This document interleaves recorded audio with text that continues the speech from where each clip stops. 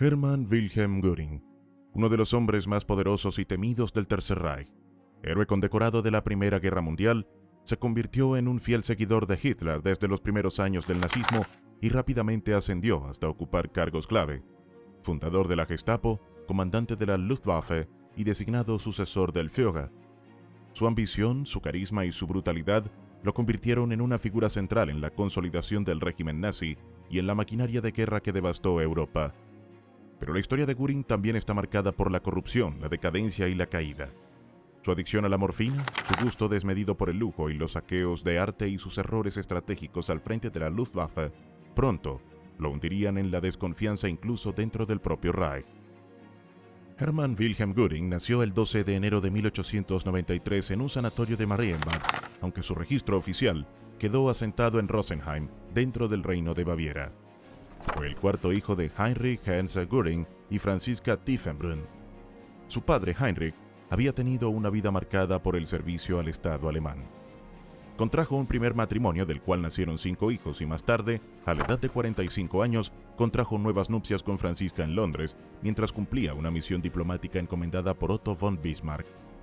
Esta misión consistía en estudiar de manera detallada el sistema británico de administración colonial, considerado en la época como un modelo de eficacia para las potencias europeas. Antes de desempeñar estas labores diplomáticas, Heinrich había servido como oficial de caballería en el ejército bávaro. Tras culminar sus estudios sobre administración colonial en Inglaterra, fue enviado a supervisar los territorios alemanes en el suroeste de África, donde permaneció por un período breve. Posteriormente fue designado embajador de Alemania en Haití, cargo que desempeñó con mayor estabilidad. Franziska Tiefenbrunn, madre de Hermann, había dado a luz a 3 hijos antes de él, Karl, Olga y Paula. Tras el nacimiento de Hermann, decidió viajar nuevamente a Haití, dejando al recién nacido en la localidad bávara de Frut, bajo el cuidado de la familia Gav, cercana a los Göring. Durante los 3 primeros años de su vida, Hermann permaneció en Frut sin la presencia de su madre, lo que generó en él un resentimiento profundo hacia ella. El reencuentro en 1896 estuvo marcado por un episodio revelador. Cuando Franziska intentó abrazarlo, el niño respondió de manera violenta, rechazando el afecto materno y golpeándola, incapaz de aceptar su prolongada ausencia. Poco tiempo después, la familia se instaló en Berlín, en Friedrichstraße, dentro del barrio de Friedenau. Allí, Hermann creció bajo la influencia del ejemplo militar de su padre, mostrando desde muy temprano el deseo de convertirse en oficial del ejército alemán. La vida familiar de los Göring se transformó radicalmente por la presencia de Hermann Eppenstein, padrino del joven Hermann y cercano amigo de Heydrich. Eppenstein era médico, había sido bautizado como cristiano aunque sus raíces eran judías. A su regreso a Alemania, adquirió el castillo de Mautendorf en Austria y poco después el castillo de Weldenstein, situado en las cercanías de Nuremberg. Estos inmuebles se convirtieron en símbolo del supuesto ascenso social de la familia Göring, aunque dicho estatus fue posible únicamente gracias a la riqueza y apoyo del padrino. Eppenstein ejercía una notable influencia sobre la familia. Se encargaba de colmar de atenciones a los hijos, a quienes mimaba sin reservas, y además inició una relación íntima con Franziska Tiefenbrunn. El propio Heinrich fue relegado dentro de su propia casa.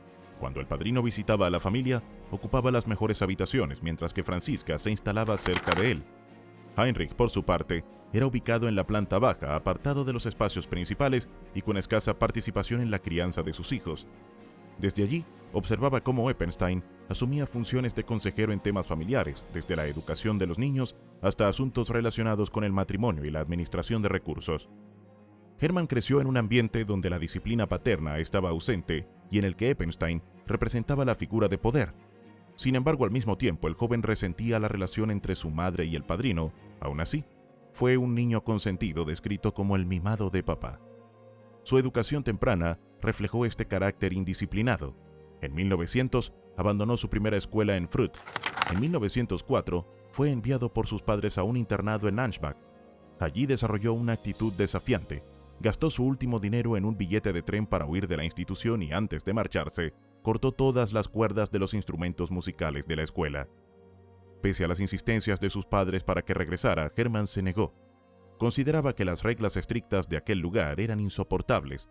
Su rebeldía fue interpretada por él mismo como una manifestación de carácter heroico, alimentada por las palabras de su padre, quien aseguraba que la grandeza histórica corría por sus venas. esta idea quedó grabada en el joven y marcaría su desarrollo. En 1905, Heinrich y Eppenstein decidieron enviarlo a la escuela de cadetes en Karlsruhe, en el estado de Baden. Contra todo pronóstico, Hermann aceptó con entusiasmo la vida militar. Percibió aquella institución como un entorno acorde a su visión de grandeza y heroísmo. 4 años más tarde, en 1909, fue inscrito en la Academia Militar de Lichterfeld, cercana a Berlín. Allí encontró satisfacción en la rutina castrense y en la disciplina del día a día, además de las noches en soledad que lo acompañaban. Completó sus estudios con la máxima distinción otorgada por la Academia. En marzo de 1912 se integró al regimiento Prince Wilhelm, correspondiente a la 112ª Infantería, con base en Mühlhaus, en Alsacia. Apenas un año más tarde, en 1913, obtuvo el grado de oficial comisionado. Ese mismo año, sin embargo, la estrecha relación de la familia con Hermann Eppenstein llegó a su fin. La ruptura obligó a los Göring a abandonar el castillo de Waldenstein y a trasladarse nuevamente a Berlín. Los acontecimientos se tornaron aún más difíciles para Hermann con la muerte de su padre, Heinrich Hermann Göring, ocurrida poco después del traslado. La desaparición del patriarca privó a la familia de la figura que, pese a sus limitaciones y humillaciones, representaba la conexión con la tradición militar bávara. Desde entonces, la influencia del destino castrense en Hermann se consolidó sin competencia dentro de su entorno familiar. La juventud de Hermann Wilhelm Göring quedó marcada por una serie de contrastes. Su infancia estuvo rodeada de lujos proporcionados por su padrino, aunque su posición social dependía enteramente de la generosidad ajena. Al mismo tiempo, padeció la fractura familiar causada por la relación entre Eppenstein y su madre, lo que alimentó resentimientos que se proyectaron en su carácter. Su educación reflejó una personalidad conflictiva, rebelde ante la autoridad escolar, pero atraída por la disciplina militar. A lo largo de esos primeros años, la figura de Göring se fue configurando en un ambiente dominado por tensiones familiares, privilegios proporcionados desde fuera del núcleo doméstico y un constante deseo de emular la carrera militar de su padre. Para 1913, convertido ya en oficial, se encontraba en posición de iniciar la trayectoria que lo llevaría a desempeñar un papel relevante en la historia alemana del siglo XX. Tras la muerte de su padre, que supuso un duro golpe para su vida familiar, Hermann Göring consiguió adaptarse en la ciudad de Mühlhaus, en Alsacia. Allí entabló una sólida amistad con el teniente Bruno Lerser, con quien compartía intereses y aspiraciones militares. Mühlhaus, por su ubicación, desempeñaba un papel estratégico de gran importancia. Era una ciudad de guarnición, situada en la frontera occidental del Imperio Alemán, y apenas la separaba de Francia a una distancia de poco más de 1 milla. Aquella cercanía la convertía en un punto de fricción constante en la tensión franco-alemana previa a la Gran Guerra. En paralelo, los acontecimientos en Europa se precipitaron con violencia. El 28 de junio de 1914, en Sarajevo, Gavrilo Princip, militante de la organización nacionalista Joven Bosnia, disparó contra el archiduque Franz Ferdinand de Austria y su esposa Sofía, acabando con sus vidas. Este atentado conmocionó al continente y desencadenó la llamada Crisis de Julio.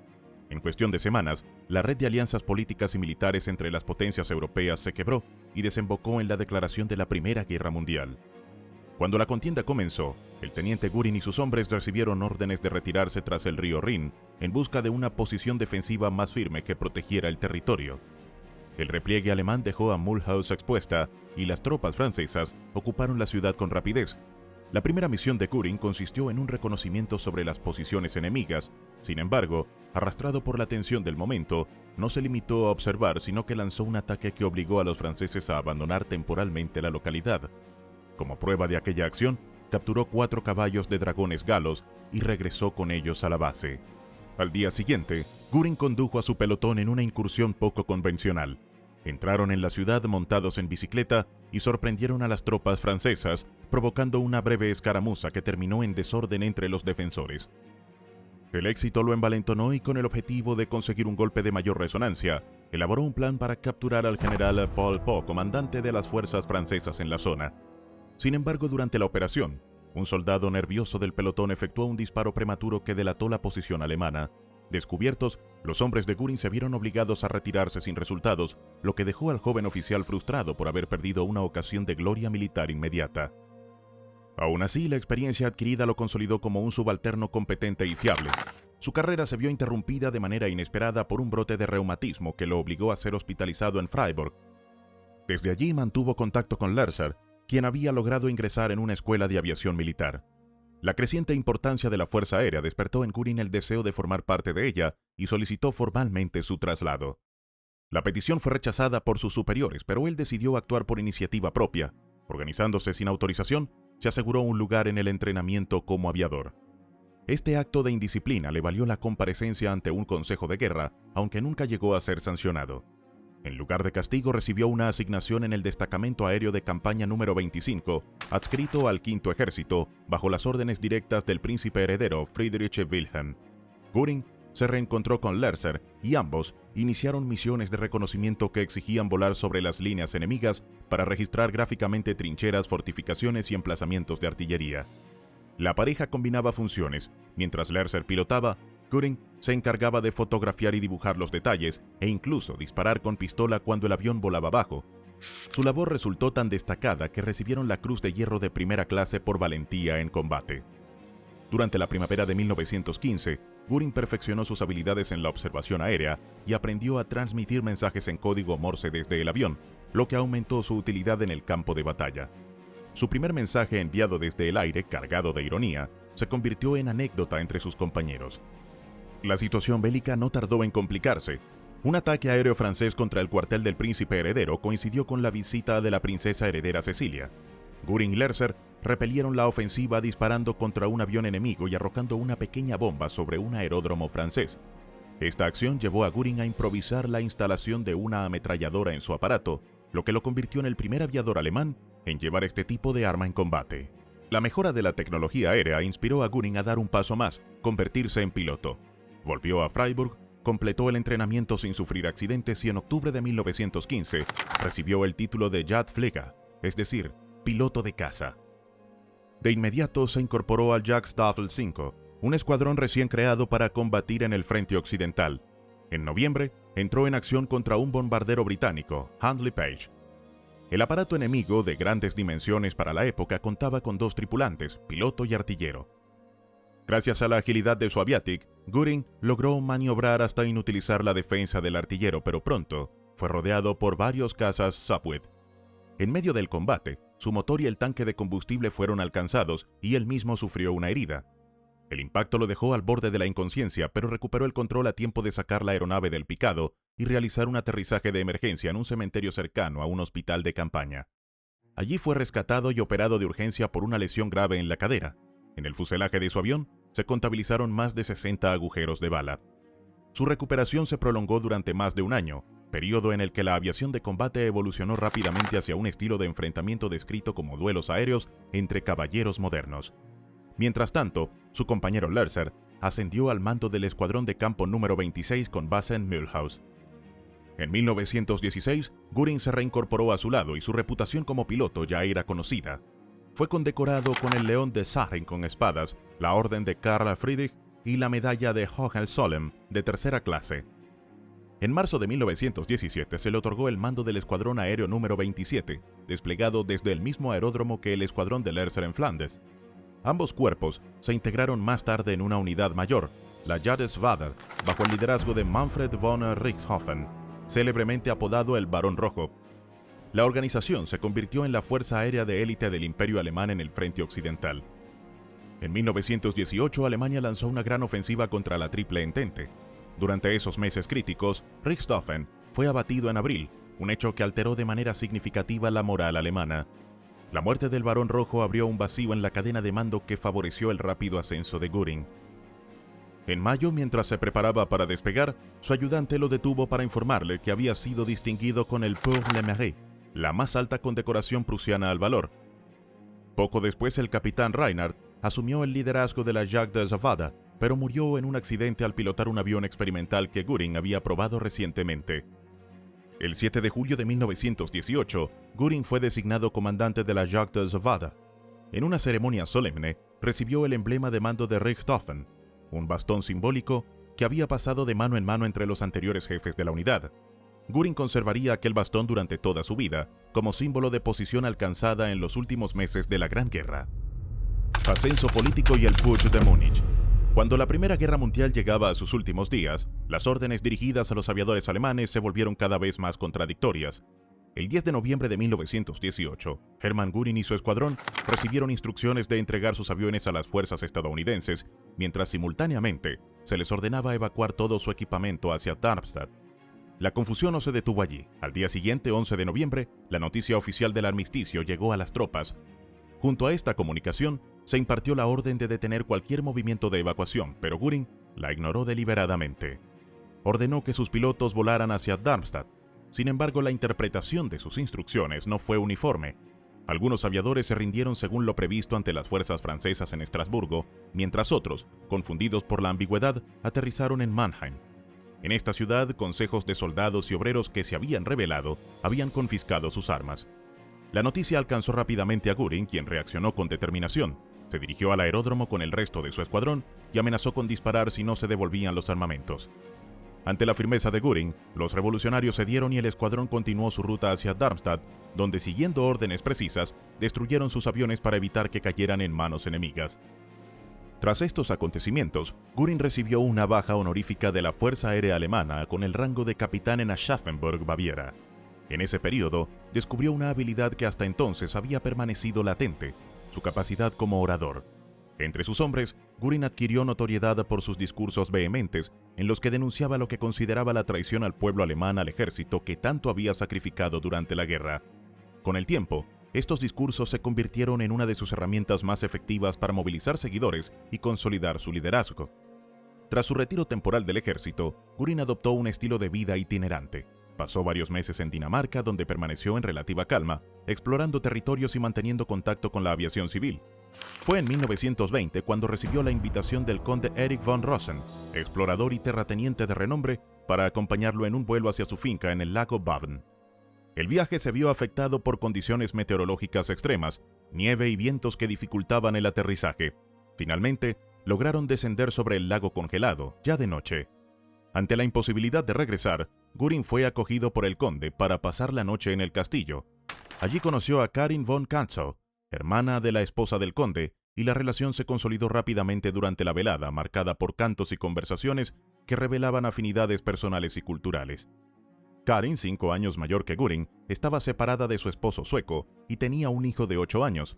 La atracción mutua fue inmediata y durante esa primera noche, ambos establecieron planes para reunirse con los padres de Karin en Suecia.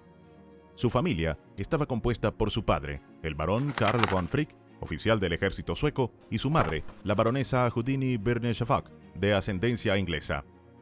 La hermana de Karin, Fanny, había enviudado tras la muerte de su esposo, el conde Richard von Wilamowitz-Mellendorf, veterano de la Gran Guerra. La experiencia familiar reforzó la percepción de Göring sobre la importancia de las relaciones aristocráticas y militares, mientras Karin avanzaba en los trámites de divorcio necesarios para formalizar su relación con él. En 1921, Göring regresó a Berlín con el objetivo de inscribirse en la universidad y estudiar ciencias políticas, mientras Karin finalizaba su proceso de divorcio. Gracias a la cooperación de su exesposo, la pareja pudo casarse el 3 de febrero de 1922 en Múnich. Posteriormente, se establecieron en Hockreuth, en los Alpes bávaros, a unas 50 millas de Múnich. Allí, tanto Göring como Karin mostraron un interés creciente en la política nacionalista, comprometiéndose activamente en la escena política emergente de la posguerra. Durante el mismo año, Göring conoció a Adolf Hitler, líder del Partido Nacionalsocialista Obrero Alemán. Con base en Múnich, el partido utilizaba la Sturmabteilung, conocida como SA, como fuerza de choque compuesta por obreros, veteranos y jóvenes militantes.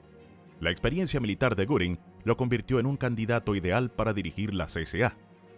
Hitler le otorgó el mando de la organización, confiando en su capacidad para disciplinar y estructurar a la tropa.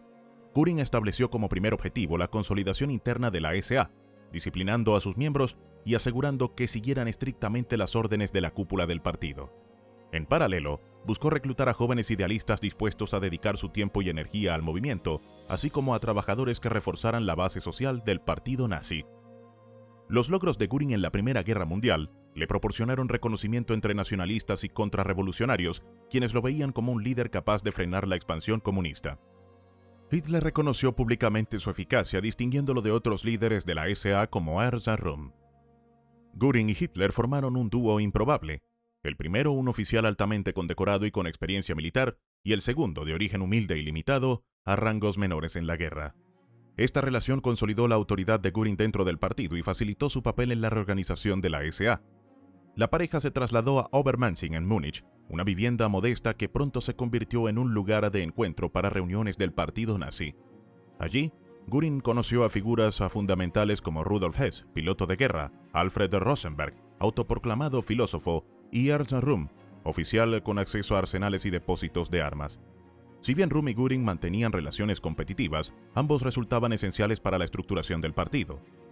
Durante 1922 y 1923, Göring dedicó extensas jornadas a entrenar a la SA en los bosques de Baviera, manteniendo una relación prudente con el gobierno regional para evitar confrontaciones prematuras. La tensión política en Baviera aumentó en 1923. El 1 de mayo, los enfrentamientos entre comunistas y nazis provocaron disturbios en las calles de Múnich, dejando un saldo de heridos y generando alarma en las autoridades. Poco después, el canciller Gustav Stresemann decretó la ley marcial, reforzando la presencia militar en la región y restringiendo las actividades de partidos políticos radicales.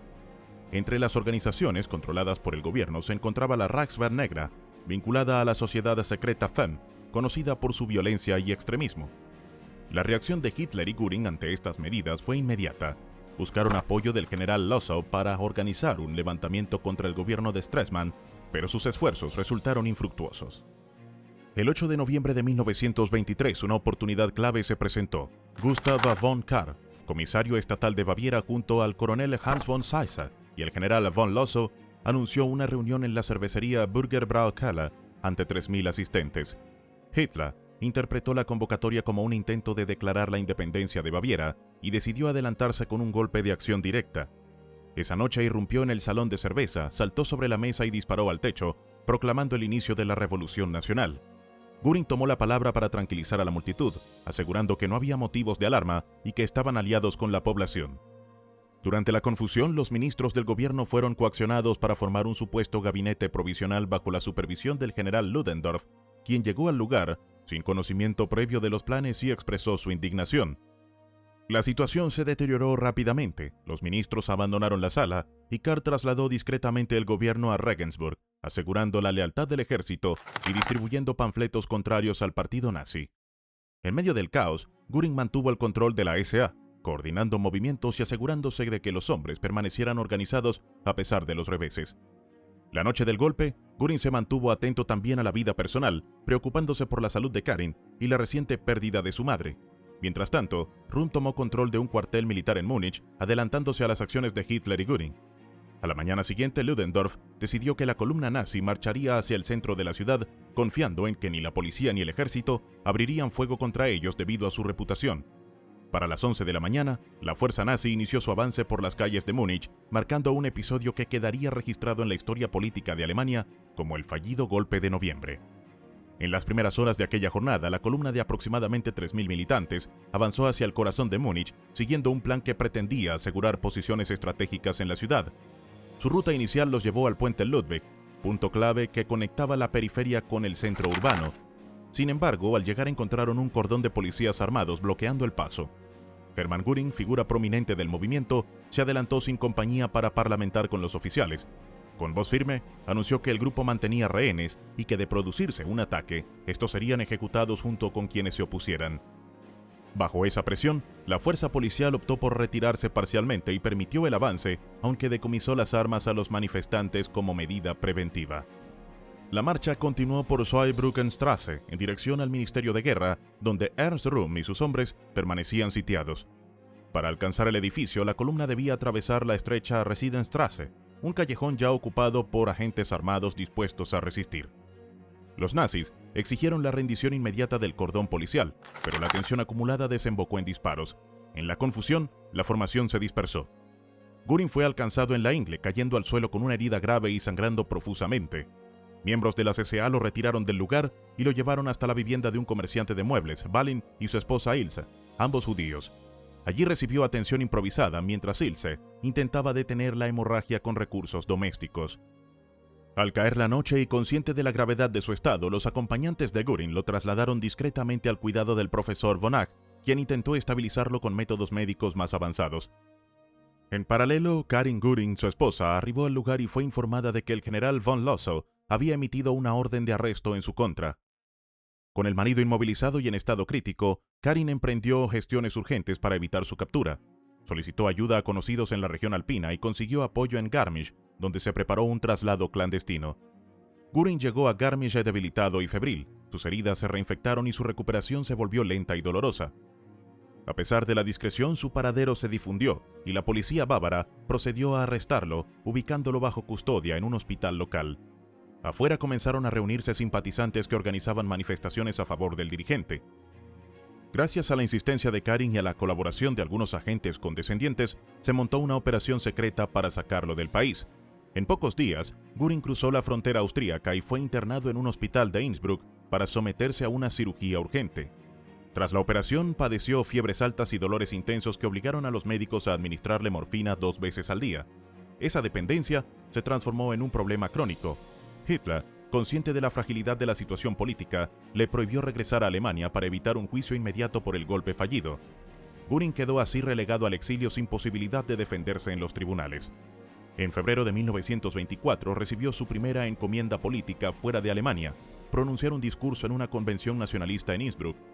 Allí estableció vínculos con figuras locales y asumió un liderazgo informal sobre los militantes nazis en Viena. Su principal colaborador en Austria fue Walter Riegel, dirigente del ala nacionalista. Göring y Karin se alojaron en el hotel Tiroler Hof, enfrentando severas dificultades económicas tras la confiscación de sus bienes por las autoridades bávaras. Mientras tanto, en abril de 1924, concluyó el juicio por el putsch del Salón de Cerveza.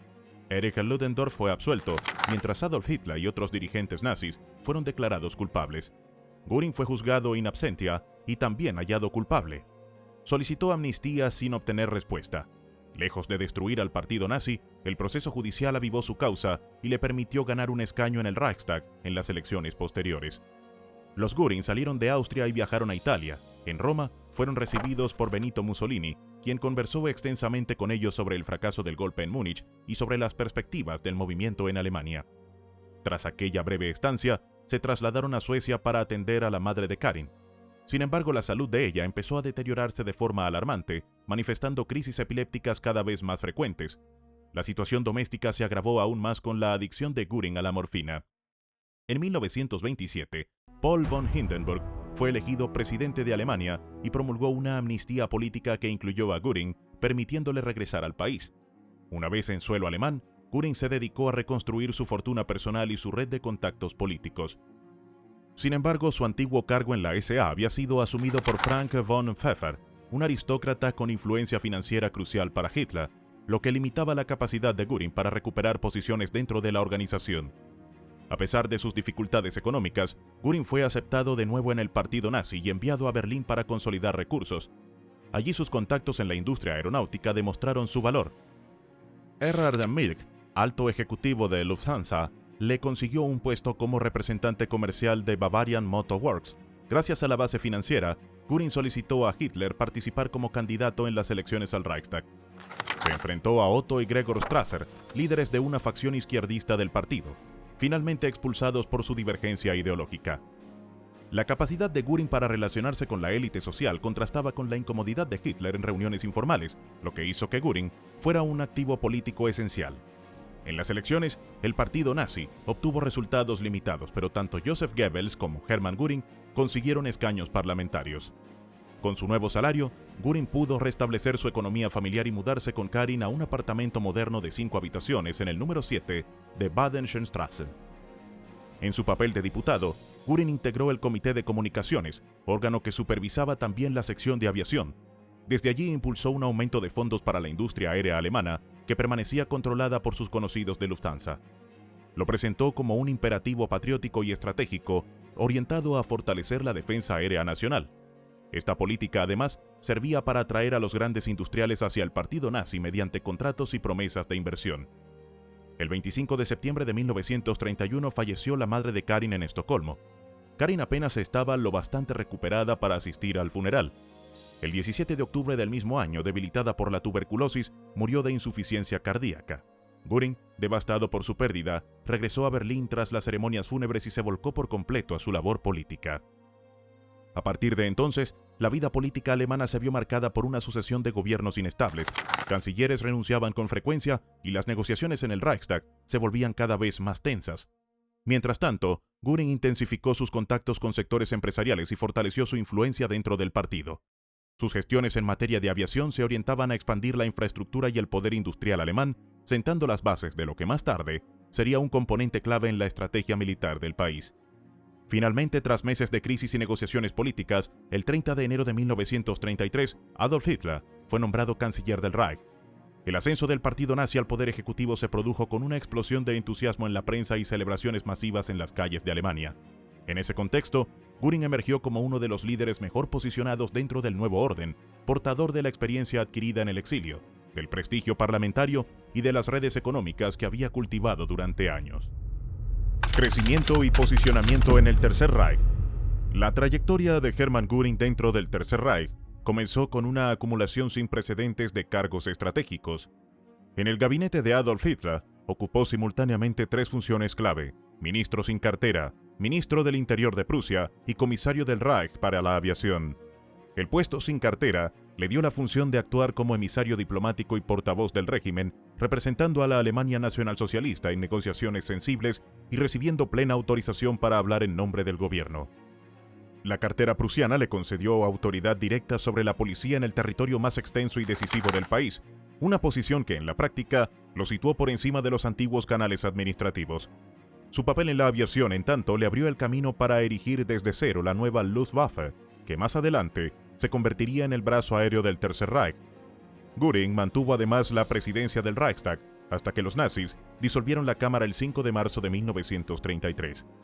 Ese mismo mes comenzaron a fundarse los primeros campos de concentración, concebidos inicialmente como centros de internamiento para opositores políticos. Göring difería en su visión del uso de estos lugares respecto de otros jerarcas nazis. Los imaginaba como centros de reeducación política y disciplinaria, en contraste con la perspectiva más represiva que se impondría después. Este escenario inicial estuvo marcado por fuertes tensiones entre Göring, Heinrich Himmler y Ernst Röhm, líderes que competían por el control de las fuerzas policiales y paramilitares del Reich.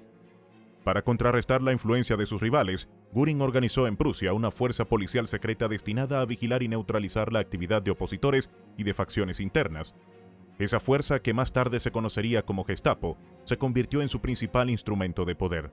Al mismo tiempo, Himmler asumió el mando de la policía en Baviera, consolidando su propio dominio. En un intento por frenar el ascenso de Himmler, Göring transfirió la Gestapo el 26 de abril a su propio cuartel, buscando sustraerla de la administración prusiana. Sin embargo, Hitler perseguía un objetivo distinto: la unificación de los aparatos policiales bajo un único mando. Así, el 20 de abril de 1934 entregó oficialmente la Gestapo a Himmler, reduciendo la influencia de Göring sobre la policía del Reich. Röhm, por su parte, trataba de reemplazar a la Reichswehr con la SA, una maniobra que amenazaba la estabilidad política y militar del régimen. Para finales de 1933, había promovido la creación de unos 50 campos de concentración adicionales, desafiando las disposiciones oficiales aprobadas por Göring. La SS, por su cuenta, fundó el campo de Dachau en la primavera de ese año. En ese lugar se produjo un choque armado cuando hombres de Göring intentaron inspeccionar las instalaciones no autorizadas. Hitler ordenó clausurar el campo, pero el control real de la policía ya se inclinaba hacia Himmler. Frente al desafío de Röhm y la pérdida de influencia sobre los cuerpos policiales, Göring y Himmler sellaron una alianza táctica para apartarlo y restaurar el equilibrio en la jerarquía del partido. En medio de estas tensiones, la salud de Göring comenzó a deteriorarse. Su peso aumentó debido a hábitos alimenticios excesivos, con un gusto particular por los sándwiches, la cerveza y los pasteles que servía en abundancia a invitados y oficiales. Su estilo de vida nocturno incluía proyecciones privadas de películas y noches prolongadas de insomnio, acostándose a las 2 o 3 de la madrugada y despertándose a las 6:30. Estas rutinas minaban su capacidad de recuperación, pero no su participación activa en la política del Reich. En mayo de 1933, Hitler le otorgó títulos honoríficos como maestro del Reich de la Caza y guardabosques del Reich, cargos que le permitieron impulsar leyes estrictas de conservación de la fauna. Bajo su autoridad, se establecieron medidas para proteger especies como bisontes, alces, jabalíes, cisnes y aves de presa, restringiendo el número de cazadores autorizados y prohibiendo la caza furtiva, la caza a caballo o el uso de trampas. Ese interés por la naturaleza lo llevó a adquirir un terreno privilegiado en la Schorfheide, cerca del mar Báltico y de la frontera polaca. Allí erigió su refugio Karinhall junto al lago Wachhersee. un complejo diseñado hasta el último detalle por el propio Göring y concebido tanto como santuario personal como reserva natural.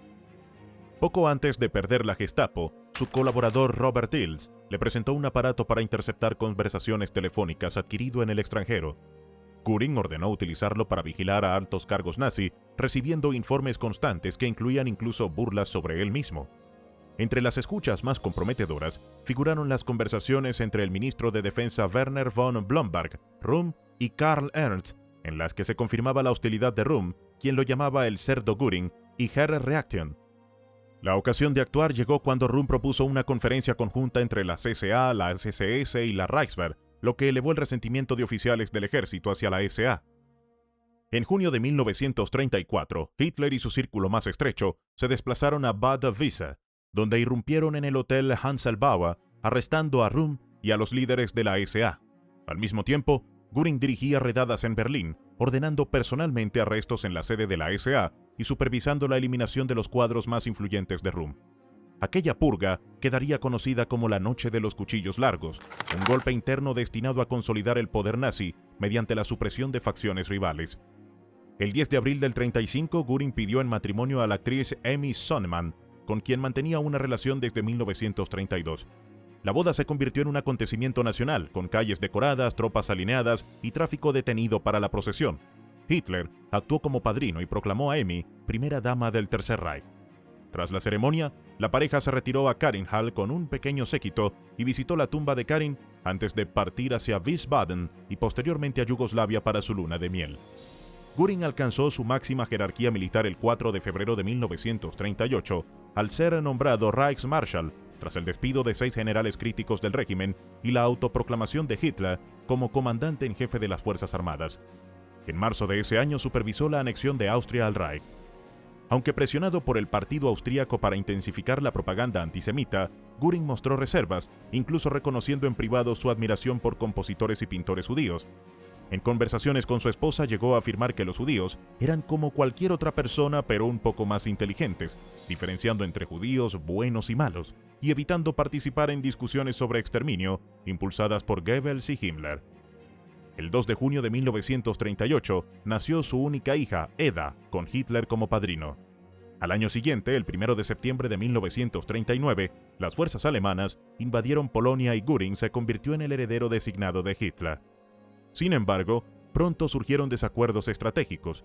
Göring presionaba por un ataque aéreo inmediato sobre Gran Bretaña, mientras que Hitler priorizaba Francia y luego los países nórdicos. En ese contexto, Hitler deseaba invadir Suecia para asegurar el mineral de hierro, pero Göring había garantizado personalmente la neutralidad sueca y negoció un acuerdo que garantizaba su independencia a cambio del suministro del recurso. Este pacto permitió al Reich mantener abastecimiento estratégico sin abrir un frente adicional. Tras Dunkerque, Göring insistió en bombardear Gran Bretaña de inmediato, convencido de que incluso un plan improvisado podría tener éxito contra un ejército británico debilitado. Hitler se negó, creyendo en una rendición británica inminente. Cuando finalmente la Luftwaffe inició la ofensiva, enfrentó la resistencia de la Royal Air Force y la eficacia del radar británico, perdiendo cerca de 1.500 aviones. Así comenzó el Blitz, la campaña de bombardeos prolongada sobre Inglaterra que duró más de un año. Durante este periodo, Göring y Hitler sostuvieron discusiones cada vez más intensas sobre el rumbo de la guerra. El 9 de agosto de 1940, Göring cuestionó el plan de Hitler de atacar la Unión Soviética como medida preventiva. Recordó que en Mein Kampf, el Führer había prometido no involucrar al pueblo alemán en una guerra entre dos frentes. Hitler reaccionó con furia ante la osadía de su subordinado, marcando un punto de quiebre en su relación. Mientras tanto, Göring seguía acumulando responsabilidades y símbolos de prestigio. Su residencia Karinthal se expandió en tamaño y lujo, albergando colecciones de arte y trofeos de caza. Su figura combinaba el uniforme de mariscal con la imagen del cazador y protector de bosques, un contraste con las tensiones internas del régimen y la brutalidad de las políticas en curso. Los informes de inteligencia y las escuchas telefónicas que había impulsado años atrás continuaban siendo una herramienta para controlar a subordinados y rivales. Sin embargo, su poder efectivo comenzó a erosionarse a medida que Hitler concentraba las decisiones estratégicas y otros jerarcas como Himmler y Goebbels ganaban influencia en áreas específicas del gobierno y la propaganda. La Luftwaffe, pese a su espectacular expansión inicial bajo la dirección de Göring, enfrentó dificultades crecientes en la guerra aérea con pérdidas materiales y humanas que afectaron su reputación. Las operaciones contra Gran Bretaña no lograron quebrar la voluntad británica ni destruir su capacidad defensiva, y la confianza de Hitler en Göring disminuyó progresivamente. En la esfera personal, la familia Göring continuó habitando Cutting-Hall y participando en ceremonias oficiales del Reich. La imagen pública de Emmy Sonnemann como primera dama del Tercer Reich reforzaba la posición social de la pareja, aunque en la práctica, las decisiones políticas se tomaban en otros círculos más reducidos. El legado de Göring en esos años estuvo definido por su doble papel: artífice de estructuras represivas y al mismo tiempo, administrador de símbolos y rituales destinados a proyectar poder. Su ascenso desde ministro sin cartera hasta Reichsmarschall reflejó la importancia que Hitler le asignó en la etapa inicial del Tercer Reich, así como la rivalidad permanente con figuras clave como Himmler y Röhm. La historia de sus cargos, alianzas y conflictos internos marcó el curso de la política alemana durante los años 1933 a 1940, cuando la consolidación del poder nazi, la expansión militar y la represión sistemática transformaron la estructura del Estado. Göring, con su control sobre la policía prusiana, la Gestapo inicial, la Luftwaffe y las leyes de caza y conservación, representó uno de los ejes de ese proceso. Así, desde sus primeras maniobras en el gabinete de Hitler hasta sus desacuerdos con el Führer sobre la estrategia de guerra, la figura de Hermann Göring atravesó las principales etapas del ascenso y consolidación del régimen nazi, quedando asociada también a la construcción del aparato represivo como al despliegue militar que caracterizó los primeros años del Tercer Reich. En los años previos a 1941, Adolf Hitler había convertido en prioridad estratégica la invasión de la Unión Soviética. Hermann Göring, su colaborador más visible, trató de desaconsejar esa empresa. Evocó ante el Führer el desastre sufrido por Napoleón en su intento de conquistar Rusia, recordándole que las distancias, el clima y la resistencia de la población habían destruido ejércitos mucho mayores. Aún así, Hitler no cedió.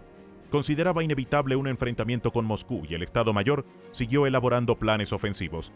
Göring repitió en varias reuniones que, al igual que con los británicos, los soviéticos no negociarían la paz. Sin embargo, esas advertencias se perdieron entre los discursos cada vez más radicales del régimen. Ese mismo 1941, mientras el frente oriental se ensanchaba, Göring volcó su energía en la pasión más polémica de su vida, el coleccionismo artístico. Durante años, había diseñado su futuro museo Hermann Göring, que planeaba inaugurar en 1953. Lo concebía como escaparate de pinturas renacentistas y flamencas, tallas medievales y orfebrería centroeuropea. Sus 4 residencias aristocráticas aguardaban ser llenadas de lienzos y esculturas, y él mismo dedicaba largas horas a contemplarlos. Un equipo especializado lo asistía en la adquisición de piezas, integrado por marchantes, restauradores y expertos en catalogación. Göring ordenó que se concentraran únicamente en la calidad y autenticidad de las obras, sin considerar la procedencia étnica de los vendedores.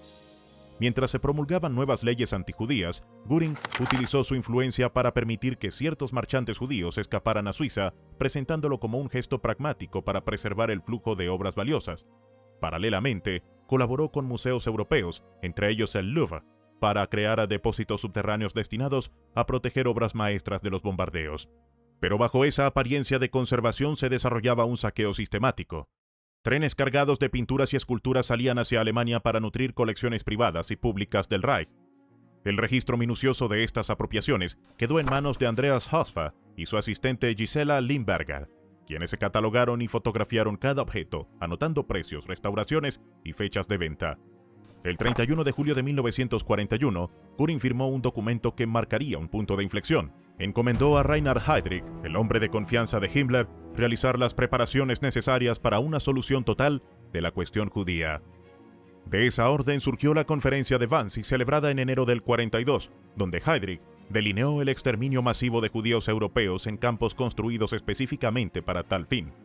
Aunque Göring no dirigió las operaciones diarias, su instrucción oficial abrió la vía administrativa y logística para el genocidio y constituyó uno de los principales fundamentos de su condena en Nuremberg.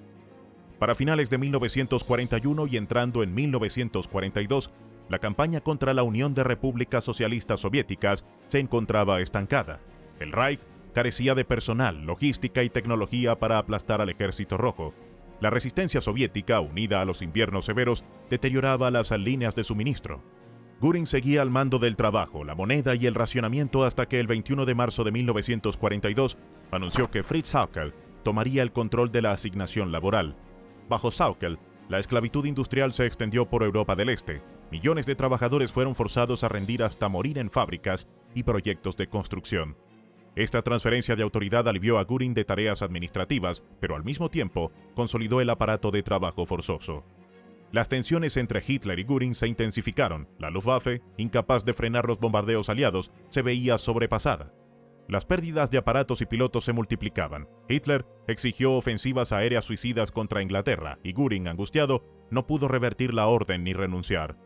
El deterioro del frente oriental, la escasez de recursos y la presión de los aliados hundían al Tercer Reich en una crisis creciente. Caída de Hermann Göring. Al desmoronarse la estructura del poder nazi, Göring se alejó progresivamente de la toma de decisiones. Estuvo ausente del día D, cuando las fuerzas aliadas desembarcaron en Normandía. Su último acto de influencia política fue liberar a su sobrino, arrestado tras el fallido operativo Valkyria en el verano de 1944. Aprovechó sus contactos para obtener la liberación, alegando falta de pruebas. Mientras tanto, su reputación dentro del régimen se erosionaba y su relación con Hitler era cada vez más distante. Cuando el Ejército Rojo avanzó en 1945 hacia Karinhall, la residencia favorita de Göring en Brandenburgo, este ordenó evacuar las obras de arte y colocar explosivos en la mansión para destruirla en caso de ocupación. Junto con su esposa Emmy, huyó hacia Baviera. El 8 de mayo del 45, el teniente estadounidense Jerome Mann Shapiro lo halló en un atasco de tráfico y lo puso bajo custodia. Según su testimonio, la pareja parecía aliviada de caer en manos norteamericanas, mostrando un semblante de resignación. Göring fue trasladado al centro de interrogatorios del Séptimo Ejército en Augsburgo. Allí, ofreció abundante información a sus captores sobre el funcionamiento interno del régimen, el saqueo de obras de arte y la estructura de mando nazi.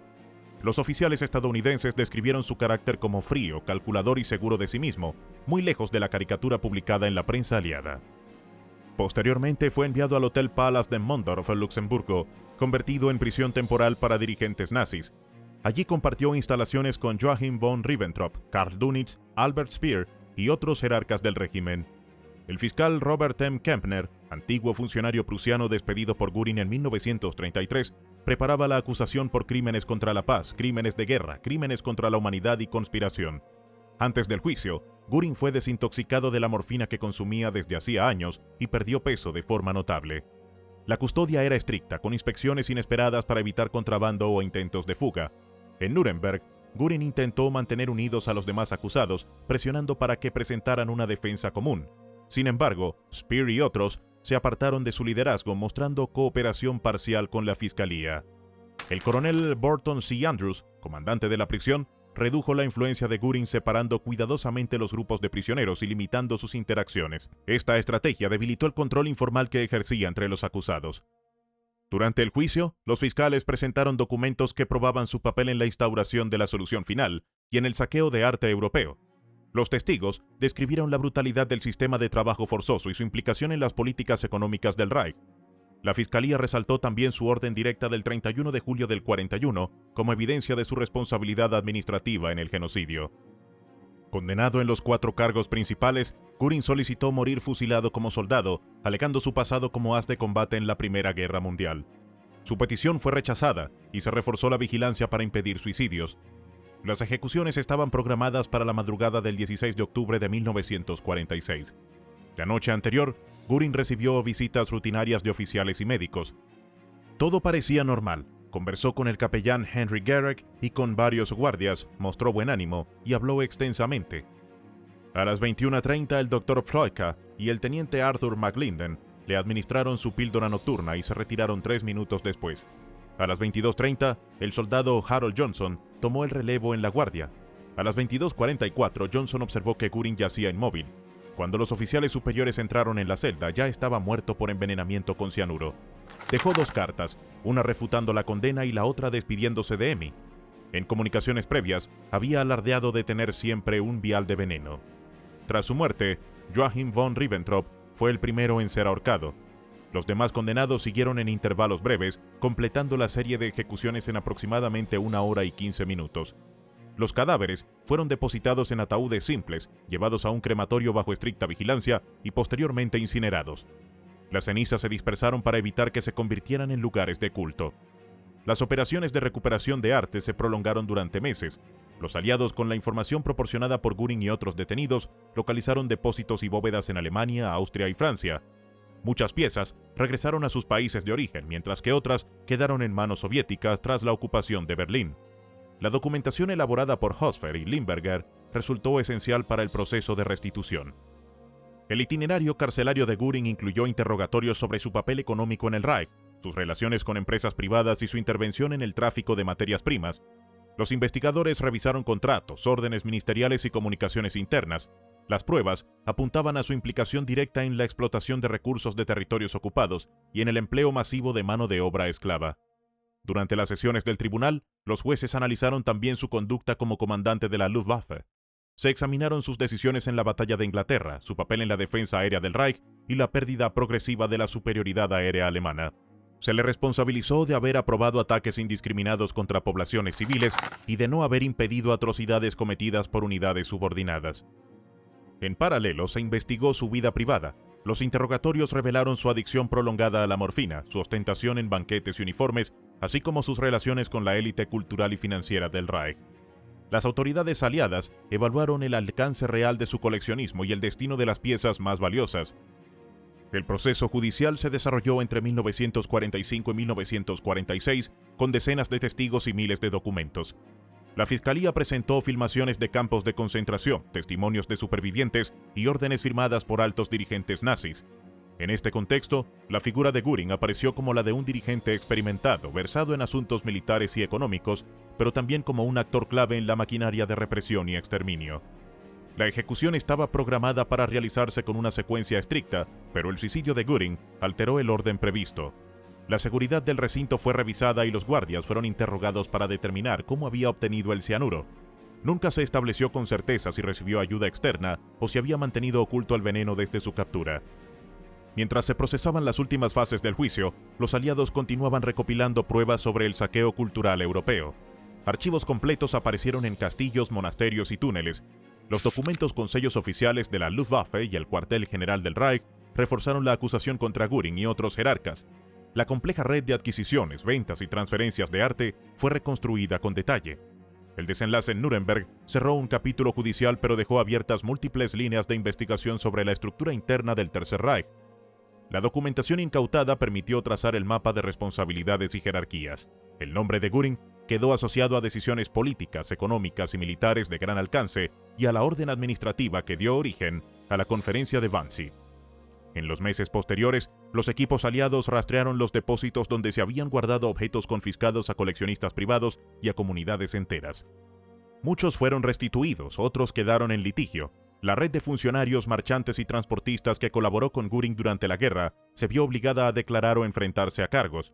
Así se consolidó el relato judicial de un dirigente que en 1941 había impulsado simultáneamente la expansión hacia el este y la reorganización sistemática del saqueo cultural europeo.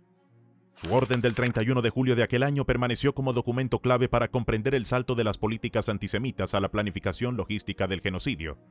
En las últimas semanas antes de su muerte, Göring fue objeto de observación médica constante. Sus signos vitales, dieta y actividades diarias se registraron con precisión. El capellán Henry Gerek le ofrecía asistencia espiritual mientras los guardias reforzaban la seguridad.